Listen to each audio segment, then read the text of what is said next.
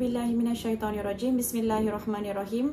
Alhamdulillahirabbil alamin wassalatu wassalamu ala asyrafil anbiya'i wal mursalin sayyidina Muhammad wa ala alihi wa sahbihi ajmain. Qala rabbi shrah li sadri wa yassir li amri wahlul 'uqdatam min lisani yafqahu qawli. Assalamualaikum warahmatullahi wabarakatuh.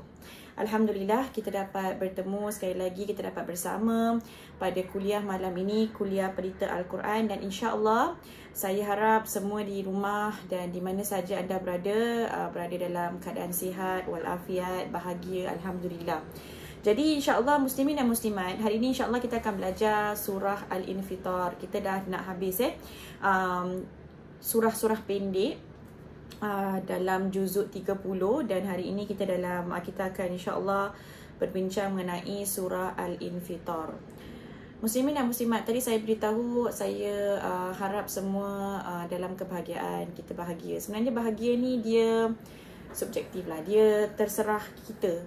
Kita nak jadi bahagia atau kita tidak. Kita pilih, kita nak lihat dari segi apa. Apa pun masalah kita, kadang kita fokus sangat kepada masalahnya.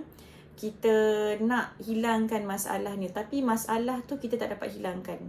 Masalah itu Allah dah tentukan untuk kita. Kita apa ujian kita, macam mana susah kita, apa mungkin ujian kita datang dari segi suami kita, mungkin dari segi anak-anak, mungkin dari segi isteri, mungkin dari segi mak bapak, mungkin dari segi datuk nenek, mungkin dari segi teman ataupun tempat kerja. Ini semua adalah ketentuan Allah Subhanahu Wa Taala. Kita tak ada power, kita tak boleh tukar. Kita boleh tukar dengan doa. Ni maksudnya takdir, qada dan qadar kita yang Allah tentukan, kita boleh tukar dengan doa. Tapi akhirnya kita doa sahaja, tapi Allah yang tentukan, dan Allah sentiasa berikan kita yang terbaik. Jadi sama seperti surah Al-Infitar ini, hari yang dinamakan hari kiamat tu pasti akan datang. Pasti akan datang. Kita tidak boleh bilang, kita tak boleh cakap okay, kita tak nak hari kiamat, jangan fikir pasal hari kiamat, ataupun tentang kematian. Ada yang beritahu, tak nak Ustazah, jangan cakap pasal mati-mati ni. Kita ni tengah happy-happy, jangan cakap pasal mati. Tengah happy-happy lah kena cakap pasal mati. Bukan tengah sedih je nak cakap pasal mati. Tengah happy pun kita ingatkan diri kita yang bahawa destinasi kita adalah kematian. Dan bila kita bahagia, kita mengingatkan diri kita yang destinasi kita adalah kematian. Bahawa apa yang kita dapat, kebahagiaan yang kita dapat itu sementara sahaja. Contoh, kita bangga dengan sesuatu ataupun kita bahagia dengan sesuatu, kita ingatkan diri kita, kebahagiaan ini sementara saja. Kita bangga dengan mungkin anak kita belajar pandai ataupun dapat award, itu semuanya adalah sementara sahaja. Bangga dengan mungkin muka atau rupa kita yang lawa, suami yang mungkin handsome, kita rasa kita dah celebrity couple, itu semua sementara saja. Kita kena ingatkan diri kita. Jadi ingatkan tentang kematian, dan kita untuk diri kita ingatkan mengenai hari kemudian, iaitu hari kiamat, bukan hanya bila kita sedang sedih, tapi bila kita sedang bahagia juga. Jadi surah ni, surah Al-Infitar, ingatkan diri kita tentang satu hari akan terjadi satu kejadian yang mana setiap daripada kita akan melalui kejadian ni. Setiap dari kita akan lihat kejadian ni. Tak kisahlah kita dah meninggal ke belum meninggal, kita akan lihat kejadian ni, iaitu kejadian hari kiamat. Dan kalau kita tengok surah-surah pendek ni, banyak mengenai hari kiamat. Banyak mengenai hari kiamat. Antara rukun yang kita harus percaya, rukun iman, adalah percaya kepada hari kiamat.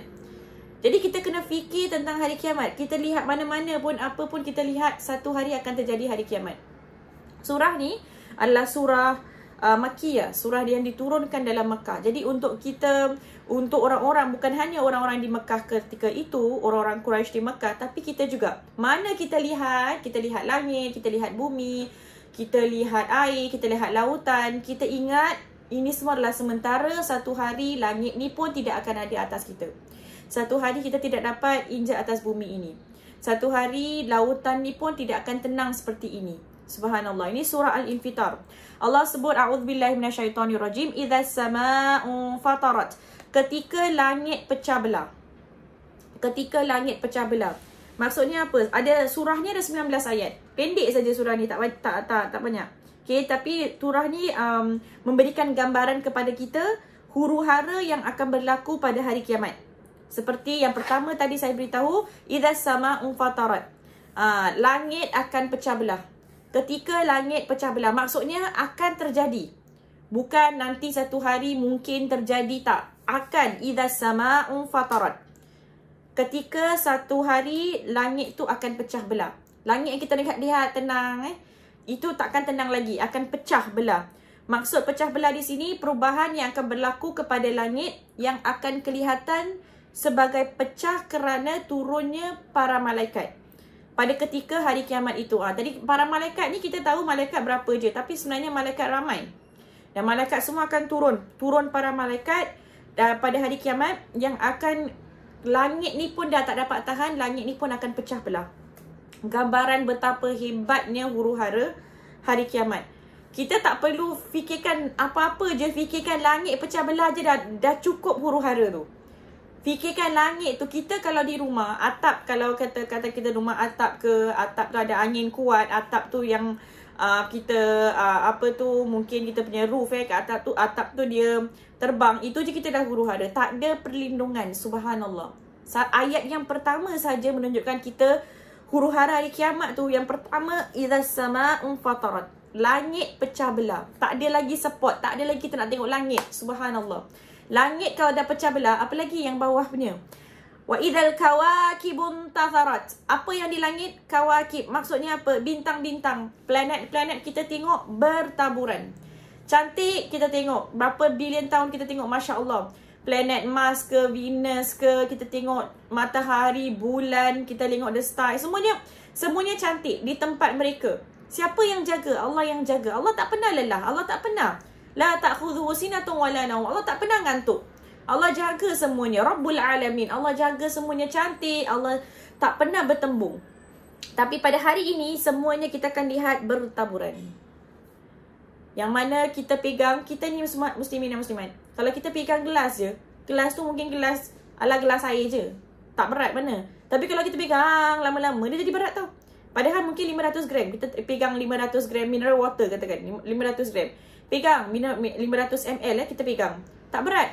Tapi kalau kita pegang 1 jam, dia jadi berat. Tangan kita jadi lenguh. Kalau kita pegang 2 jam, 1 hari, ya Allah ya Rabbi. 500 gram tu tak berubah. 500 ml tu tak berubah. Tapi tangan kita lenguh. Kita manusia ni, kita pegang botol je 500 ml. Tak boleh lama-lama sebab tangan lenguh. Hari tu saya ada recording. Recording masak-masak Jadi yang cameraman tu, dia pegang macam gitu nak record sebab saya tengah tunjukkan sesuatu kan. Pegang sekejap je dia kata, wah tangan lenguh. Pegang kamera sekejap dia dah lenguh. Kita manusia, kita tak boleh pegang benda yang seringan tu pun lama-lama tak boleh. Ni manusia, menunjukkan kita ni lemah sangat. Allah Subhanahu Wa Taala jaga dan pegang dan tak pernah salah. Tak pernah ada mistake dalam planet-planet ni. Allah jaga berapa tahun, billion years. Ya Allahu Akbar. Subhanallah. Kita lihat kekuasaan Allah SWT. Kalau kita rasa macam kita ni, macam dunia ni tak ada harapan, tak ada macam mana solusi dia. Sebenarnya kita ni, ujian ni, Allah tak nak lihat apa kita buat sebenarnya. Allah nak uji kita. Berapa banyak kita percaya Allah. Berapa banyak kita tawakul dengan Allah. Berapa kita benar-benar tawakul dengan Allah tak? Sebenarnya kita selalu fikir, aku boleh tak? Dengan Allah tak ada mustahil. Semuanya akan boleh. Kalau kita ada Allah, semuanya boleh. Allah sendiri planet-planet Allah jaga. Apalah kita, masalah kita kecil lah, apa, Allah akan jaga. Ini namanya tawakul. Ini namanya kita usaha sedaya apa yang kita boleh, tapi kita tahu yang kita ni, kemampuan kita ni terbatas. Tapi kalau kita ada Allah, maka segalanya boleh kita achieve. Itu. Idzal kawakibun tatharat. Bintang-bintang bertaburan. Yang kita lihat, ketetapan yang Allah letakkan, semua akan bertaburan. Semuanya adalah satu ikatan, dan hari ini ikatan ni temu dah tak ada lagi boundaries. Dah tak ada lagi apa-apa yang hold mereka. Subhanallah. Yang ketiga, wa idzal biharu fujirat. Subhanallah. Seram saya ayat ni. Wa idzal biharu fujirat. Lautan kita lihat melimpah. Muslimin dan muslimat pernah lihat tak video tsunami? Kalau kita pernah lihat video tsunami, yang mana tsunami nak datang kan, akan datang, orang ambil video, lepas tu orang lari lintang pukang. Rasa seram tak? Rasa seram. Saya ada kenalan di Indonesia, dia kata dia tinggal tepi pantai. Jadi kalau lepas earthquake tu ada dorang suruh jaga-jaga, takut ada tsunami. Dia kata tak ada orang yang dapat tidur di dalam kampung tu. Tak ada orang boleh tidur. Satu malam semua orang tak boleh tidur. Semua orang cuma bilang Allahu Akbar, Allahu Akbar, Allahu Akbar, Allahu Akbar. Subhanallah. Sebab takutnya tsunami akan datang. Sebab dah ada amaran yang tsunami akan datang. Subhanallah. Kita tsunami saja kita dah rasa takut air lautan. Saya lihat ada cerita-cerita yang mana ada lautan datang, doomsday, kita lihat je kita rasa seram. Allahu Akbar, mana aku nak lari?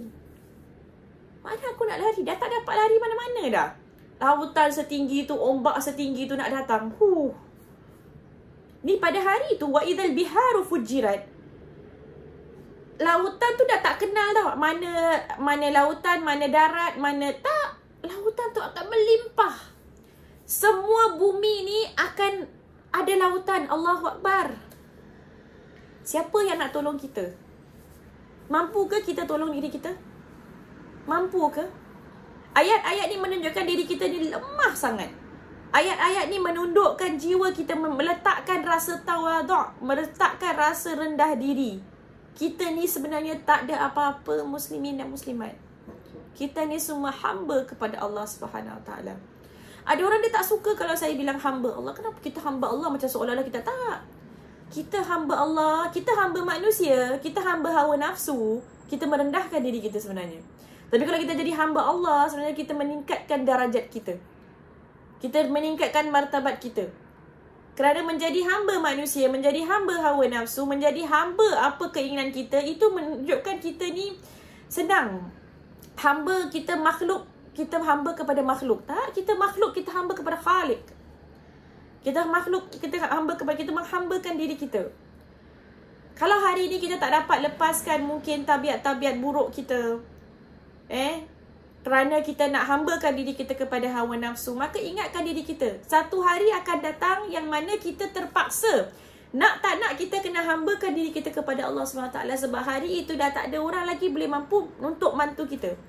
Mak kita ke, bapak kita ke, tak ada orang. Instagram kita ramai followers ke, Facebook kita ke ramai orang suka kita, kita selebriti mana ke, kita masyhur mana ke, dah tak ada orang dapat bantu kita kecuali Allah Subhanahu Wa Taala. Pada hari itu, yang Allah tak lihat kita ni famous macam mana. Allah tak lihat kita ni lawa macam mana. Allah lihat orang yang Allah akan bantu adalah orang yang paling mulia, iaitu orang yang takwanya paling tinggi kepada Allah SWT. Takwa, orang yang tahu Allah tu ada bersamanya di dunia. Pada hari itu, kalau dia akan adakan rasa diri hadirkan, Allah akan bantu dia. Hari ini adalah hari yang seram. Hari yang mana semua orang takut. Di sini Allah letak Ar-Rahman Ar-Rahim, Bismillahirrahmanirrahim. Allah ingatkan diri kita, Allah sayang kita, tapi Allah ingatkan diri kita. Allah sayang kita, tapi jangan kita take for granted. Jangan kita rasa, oh Allah sayang, tak apa, buat dia dosa. Nanti kita taubatlah, Allah tahulah. Tak. Ada juga hukuman. Ada juga benda yang kita harus takut. Jangan. Macam anak kalau takut, anak kalau buat diri apa-apa kan, sayang, mak tak tahu mak sayang. Tapi kalau anak tu buat salah, dia tahu mak akan, oh nanti mak akan marah, nanti mak akan hukum, nanti mak ni, dia tahu. Seperti itulah kita.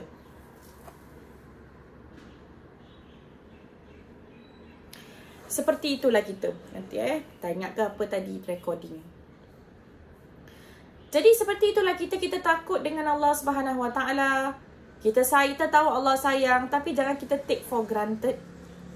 Jangan kita rasa dunia ni tak apa je, aku masih muda, buat je dosa apa-apa lah. Nanti dah aku tua, aku taubat lah kan. Kan? Buat je, tak apa. Nanti datang Ramadan, nanti Ramadan datang, nanti dah taubat lah kan. Bukan aku tak taubat, aku taubat. Kalau hari ni tak datang, pintu taubat akan tutup apabila Malaikatul Maut datang. Kalau Malaikatul Maut datang, kita tak tahu hari ni ke, malam ni ke, besok. Tak tahu. Kalau kita tak sempat taubat, apa kita nak buat? Kita akan jadi orang-orang yang menyesal.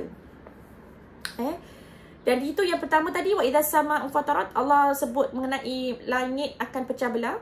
Yang kedua, wa idzal kawakibun tatharat, bintang-bintang, planet-planet semua akan bertaburan.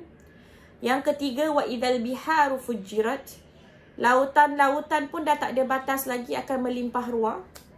Yang keempat, wa idzal quburu bu'thirat. Kubur-kubur kita tengok bu'thirat, akan dibongkar, keluar. Langit, atas langit, planet-planet, bintang-bintang, lautan, lepas tu bumi pun akan, semuanya akan keluar apa-apa dalam bumi ni. Subhanallah.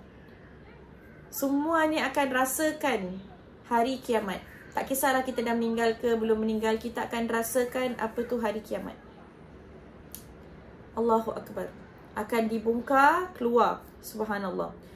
Dan huraian ayat kelima tadi Allah sebutkan tentang 4 benda kan. Idza sama'u fatarat, mengenai langit pecah belah, mengenai bintang-bintang akan bertaburan, mengenai lautan akan melimpah memenuhi bumi, dan keempat mengenai kubur-kubur. Dan Allah sebut, kalau ketika ni semua dah terjadi, sedang terjadi ni, barulah alimat nafsum ma qaddamat wa akharat.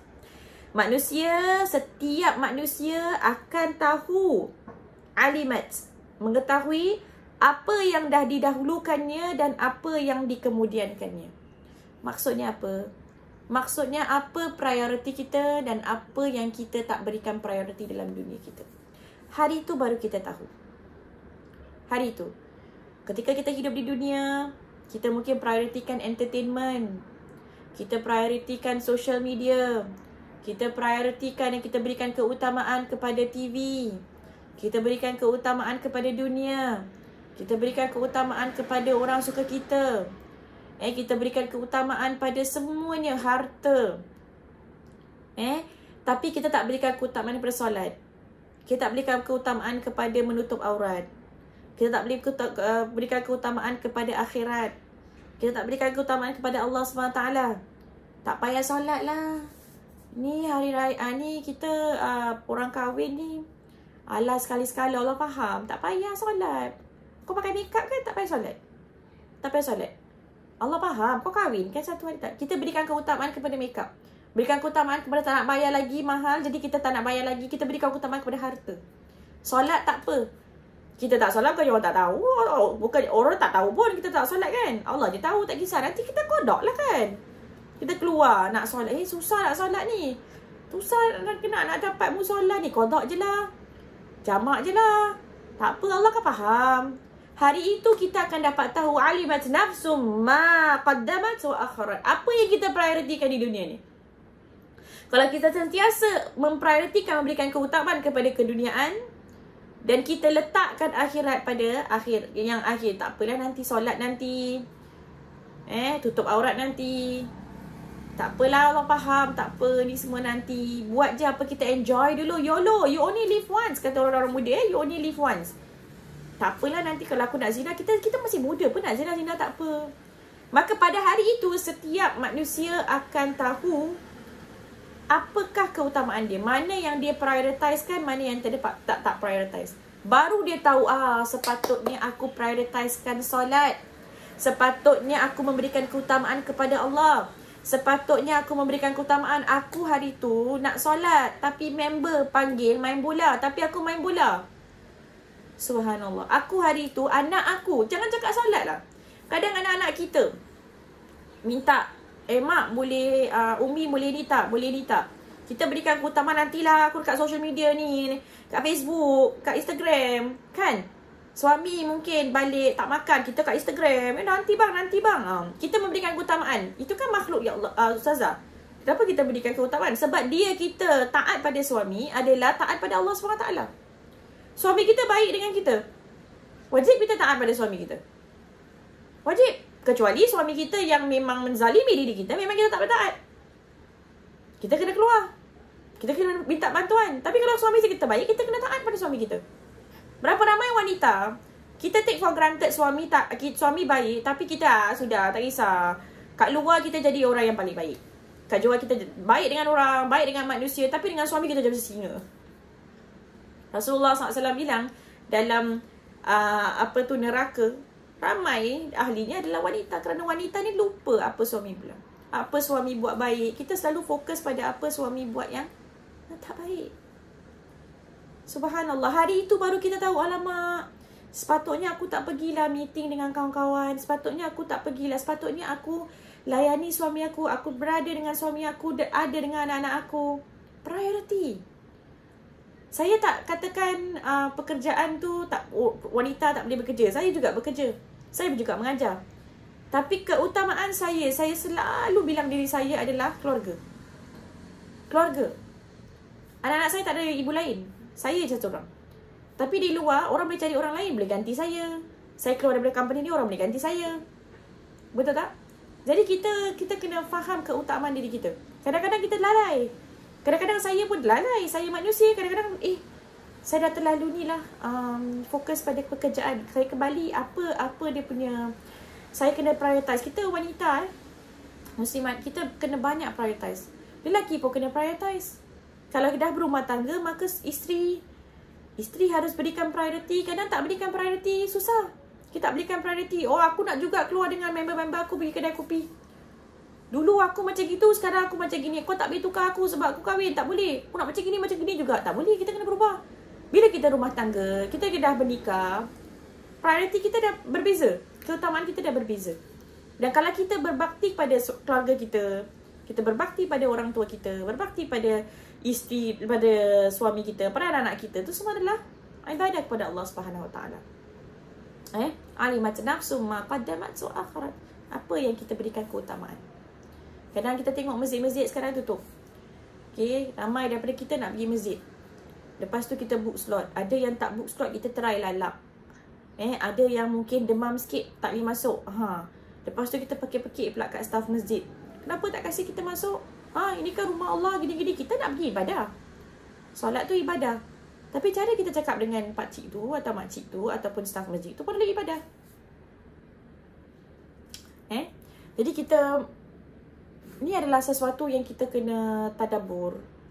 Kita kena lihat apa yang boleh kita introspeksi diri, apa yang kita boleh mungkin improvekan diri kita, muhasabah diri kita.